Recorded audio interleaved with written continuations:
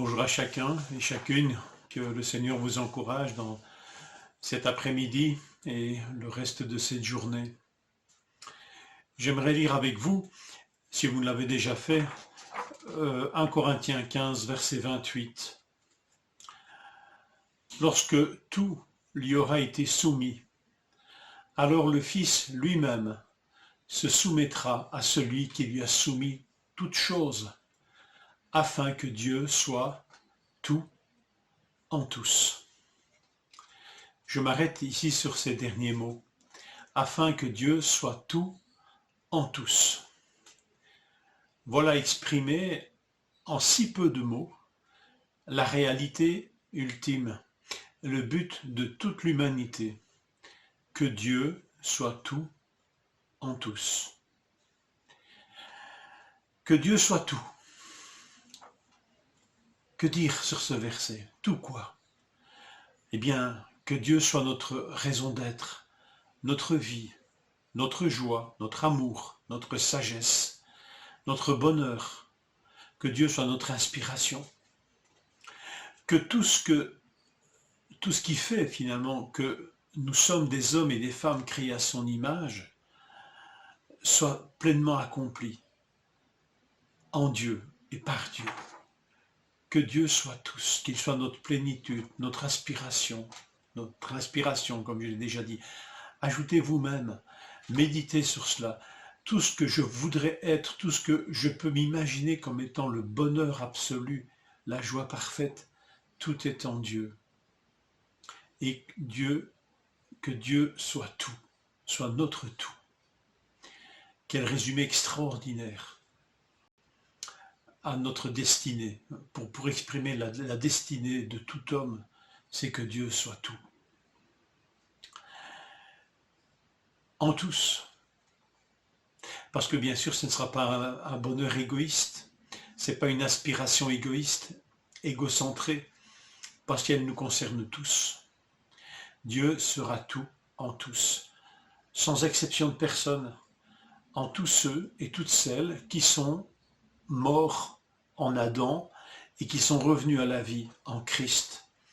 Verset 22 nous dit « Et comme tous meurent en Adam, de même aussi tous revivront en Christ. » Alors, que tous meurent en Adam est une vérité, on pourrait dire, universelle.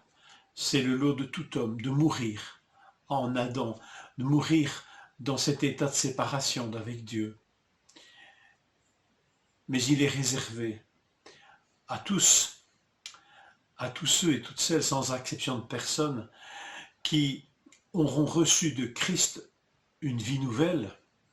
À ceux-là, il est réservé, et à tous ceux-là, il est réservé de vivre en Christ, de revivre en Christ.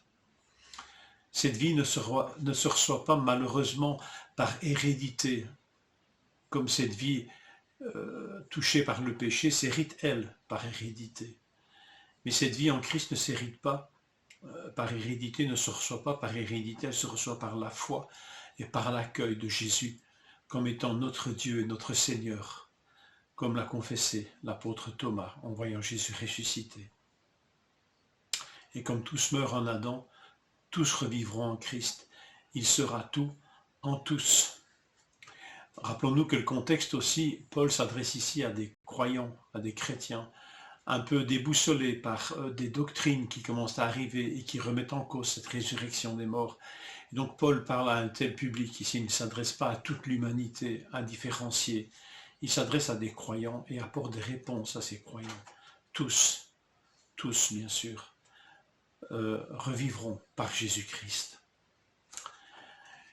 En effet, comme le Père ressuscite les morts et leur donne la vie, le Fils aussi donne la vie à qui il veut. Jean 5, verset 21. Alors, confesser la divinité de Jésus, du Fils, n'altère en rien la gloire divine du Père. Ici, il est dit que le Fils se soumettra non pas comme un rebelle se soumet, contraint et forcé à l'autorité de plus fort que lui. C'est une soumission, bien sûr, dans l'amour et dans la vérité éternelle de la Trinité. Le Fils remettra lui-même tout au Père. Confesser sa divinité, la divinité du Fils n'altère en rien, n'affecte en rien la gloire du Père. Croire au Fils, c'est forcément croire au Père. Alors nous serons introduits dans cette communion éternelle du Père, du Fils et du Saint-Esprit, promise par Jésus à ses disciples. Rappelons-nous cette parole dans la prière dite sacerdotale en Jean 17, verset 21.